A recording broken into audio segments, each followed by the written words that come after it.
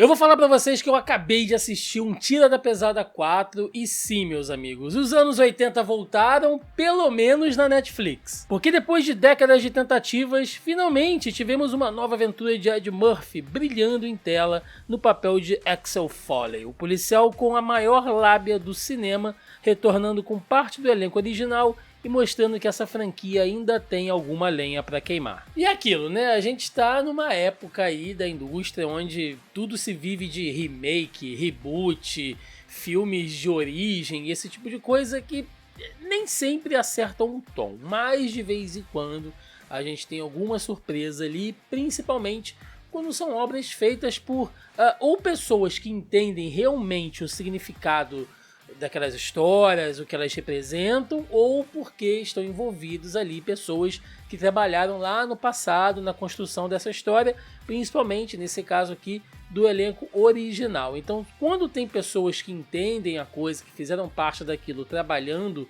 nesses projetos, é sempre legal a gente dar alguma chance. Tem até uns bons exemplos vivos aí, como Cobra Kai, também da Netflix, que bebeu até o talo de Karate Kid, e o X-Men 97, uma das melhores coisas que a Marvel lançou nos últimos tempos. Mas esse filme é bom mesmo ou ele vai ficar apelando só pra nostalgia aí dos velhos igual eu, que viveram lá os anos 80 e 90? A trama do filme é bem simples, como basicamente foram de todos os filmes anteriores. É o Axel Foley tendo que deixar Detroit por algum motivo para ir resolver um caso em Beverly Hills, juntando ali com seus amigos, entrando naquelas maluquices ali de tiroteio para todo lado, ou ele tentando enrolar alguém, só que dessa vez a coisa é muito mais pessoal, já que ele também se envolve em um caso onde a filha dele, que é uma advogada, está sendo ameaçada ali num esquema entre policiais corruptos e cartéis de drogas mexicanos. E esse filme ele respeita muito o clássico. Uma coisa que ele já faz logo de cara e que haviam nos filmes anteriores também era essa comparação entre Detroit e Beverly Hills, porque Detroit é aquela coisa, né? Já foi considerada uma das cidades mais violentas e degradadas dos Estados Unidos. Eles passaram ali por uma restauração há alguns anos, uma política de restauração, renovação, enfim, mas ainda é um local com muitos prédios antigos, abandonados, cheios de gueto. É uma cidade que você vê que ela precisaria, sim, realmente de alguma coisa que trouxesse de volta a sua velha glamour ali da época que Detroit foi uma das grandes capitais industriais dos Estados Unidos, enfim.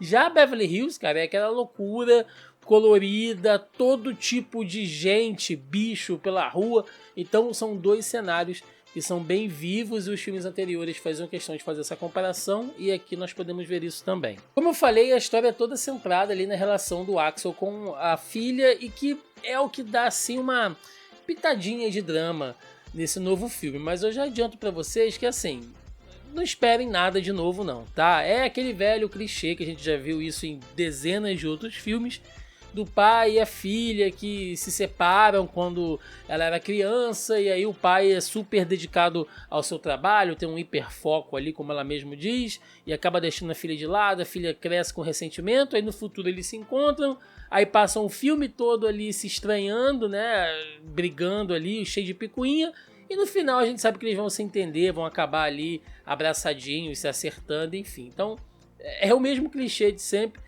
Tá? Não é necessariamente um defeito, mas assim, né, vamos ser sinceros também que drama nunca foi um fator muito forte para essa franquia. Então realmente não esperem nada muito mais profundo disso aí não. Porque o forte mesmo de um Tira da Pesada sempre foi a comédia e a ação. E o Ed Murphy fazendo o Axel Foley, na minha opinião, é um dos personagens onde ele está mais à vontade sempre.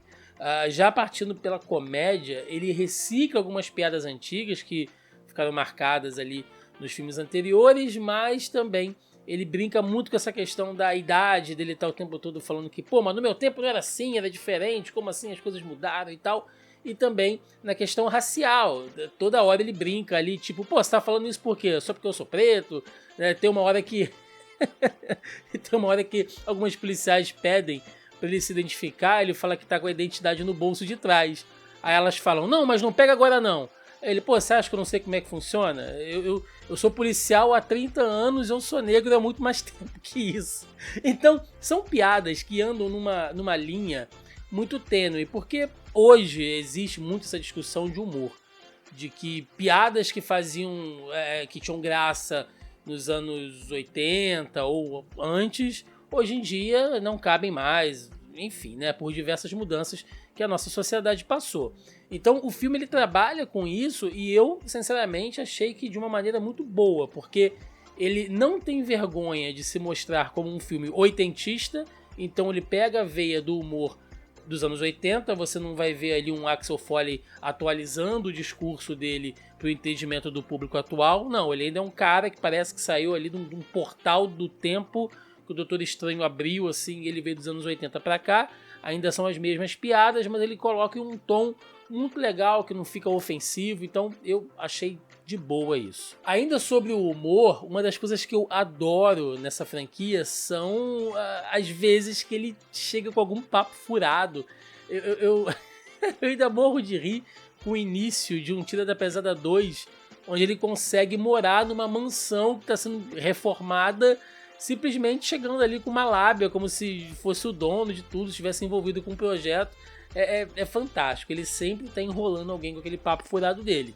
Isso é feito nesse filme também, só que em alguns momentos ele percebe que aquilo não vai rolar, que aquilo não vai funcionar, que as pessoas viram e falam, olha, eu sei que você está tentando me enrolar com esse papinho aí, mas não vai dar certo. Eu acho isso legal de certa maneira, porque mostra também que o filme se entende como de outra época.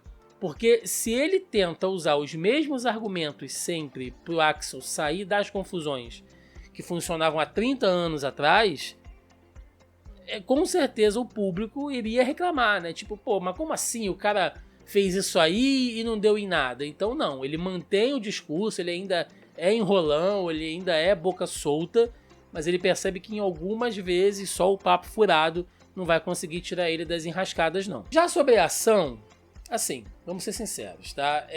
Não esperem algo como os filmes anteriores. Apesar do Ed Murphy estar envelhecendo extremamente bem, cara, eu queria chegar na idade dele do jeito que ele tá. Eu tô, sei lá, sou 23 anos mais jovem que ele, tô 30 vezes mais arrasado, mas apesar dele estar envelhecendo muito bem, o Ed Murphy ainda é um senhor de 63 anos. Então não esperem aquelas coisas dele dando cambalhota, dele correndo o tempo inteiro, pulando de janela, trocando porrada. Não vai acontecer, tá?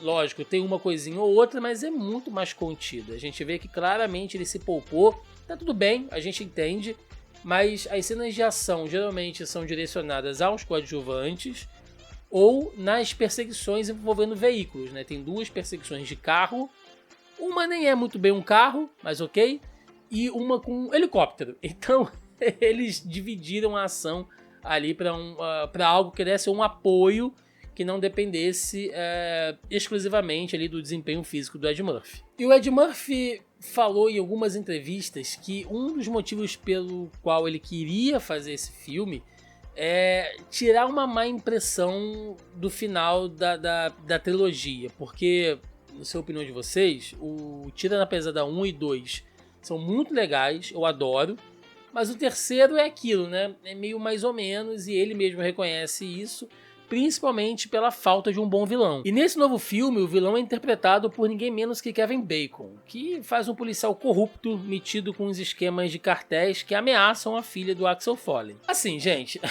de novo, tá? Sendo sincero, um vilão bem genérico que o Kevin Bacon fez ali, claramente trabalhando, atuando pra pagar boleto, tá? Assim, não esperem também um vilão super elaborado, não. Ele faz um papel ali também bem clichê, tenta traçar uma certa relação entre ele e o Axel Foley, de que ambos seriam policiais da velha guarda, que passaram por um monte de coisa e que no final não tiveram nada, que tem que trabalhar ainda porque não ganharam dinheiro, não tiveram o reconhecimento devido ao que eles fizeram. Então o personagem do Kevin Bacon decide que vai partir para ser um cara corrupto, que vai partir pro crime, para compensar tudo que ele não teve. E o do Axel Foley não, né? Do Ed Murphy não. Ele vai sempre estar ralando ali porque é o que ele gosta de fazer. E não importa se ele nunca vai ficar rico, se ele nunca vai ganhar uma medalha, como ele mesmo diz. Mas ele faz aquilo ali porque é o que ele ama e é o que ele sabe fazer. Então fica mais ou menos isso aí, tá? Mas assim, não é necessariamente um grande defeito, mas de novo, se esperava um vilão, um super vilão, ficou muito longe disso. Mas é aquilo, tá? A gente esquece qualquer probleminha, qualquer criticazinha quando puxa pra veia da nostalgia, que é muito boa. Ver o trio junto de novo, cara, é sensacional. E ver que os personagens evoluíram, né? Apesar do Axel continuar o mesmo cara lá dos anos 80, o Billy abandonou a força policial, virou um investigador privado, e o Target virou um delegado, né? Afinal de contas, ele era sargento no original, então ele foi subindo e ainda trabalha. Aí tem as cenas dele ali com a esposa, ele ainda reclama do casamento, né? Aquela velha coisa lá do passado. Então, quando eles estão juntos, tem até algumas piadas ali que eram clichês já da própria franquia, que se repetem. É uma química muito boa e é legal ver quando isso acontece, sabe? Ver que esses caras estão trabalhando ainda, estão na ativa, que funciona, há um entrosamento entre eles, é muito legal. E nostalgia também, claro, na trilha sonora. É muito bom ouvir o tema do Axel Foley de novo. Eu percebi umas 3 ou 4 variações ali do mesmo tema durante o filme, então eles reaproveitam esse tema clássico de algumas maneiras, é muito bacana. E também ali nas cenas de perseguição, quando ele tá andando por Detroit, a gente vê que são músicas de época também, mantendo fiel a esse espírito oitentista, então a trilha sonora acertou demais na minha opinião também. E é aquilo, gente, esse filme demorou anos pra sair, foi realizado só pelo acerto mesmo, ali pela mão pesada do Ed Murphy, que é um cara que tem voltado ali com alguns trabalhos antigos, fez o Príncipe de Nova York recentemente não, estão uns 3 anos mais ou menos, se eu não estou enganado. Tá fazendo, segundo alguns boatos aí, ele tá gravando novamente vozes pro burro do Shrek, agora fez um Tira da Pesada, então ele tem escolhido alguns projetos, tem apelado também para marcas de franquias do passado. É um cara que está trabalhando menos, logicamente, né? Não precisa estar mais tão na ativa como era antes. Então, assim, não sei se vai sair de novo alguma outra continuação. A Netflix é conhecida por investir pensando numa expansão, então tem esse acordo entre a Netflix, o Ed Murphy, a Paramount, não sei. Mas assim, se não houver, para mim, Thiago, sinceramente, assim, foi o encerramento digno da franquia, honesto. Ninguém morreu, todo mundo ali, se despediram, terminam com aquele clima de amizade, legal, bacana, fechou. Tá? Se não tiver uma continuação, beleza, ficou bom. Se houver, também não sei, pode ser que aí eles desandem ali de alguma maneira. Então vamos esperar o que vai acontecer daqui pra frente. Quero saber a sua opinião agora, cara. Me conta aí se você também gosta de filmes dos anos 80, anos 90, se você viveu essa geração, me diz aí nos comentários. Se você não viveu e assistiu o filme, eu também quero saber a sua opinião, se você acha que funcionou para o público de hoje. Eu acho sempre importante a gente fazer, né, e tentar entender que cada obra é da sua geração, os públicos mudam e, gente, tá tudo bem, não adianta brigar contra esse tipo de coisa. Inclusive, vamos esperar aí, tem algumas continuações, algumas outras coisas para sair. Alguns boatos estão rolando de que talvez haja um novo filme de Máquina Mortífera, inclusive dirigido e produzido pelo próprio Mel Gibson. E aí tem que ver ali ele, o Danny Glover, lógico, né? Eu acho que isso é uma coisa muito inspirada pelo que Bad Boys está fazendo agora também. Lógico que, se a gente for pegar, Bad Boys é bem mais recente do que esses outros que a gente citou. Mas ainda assim mostra que esses caras podem trabalhar, cara. Estão na ativa ainda. E isso é muito legal. Então me dá a sua opinião aí, deixa nos comentários. Dê o seu like ou dislike, o que você preferir. E se inscreva no canal aí, pô, que nos ajuda e nos incentiva bastante. É isso. Eu vou ficando por aqui. Até a próxima. Valeu!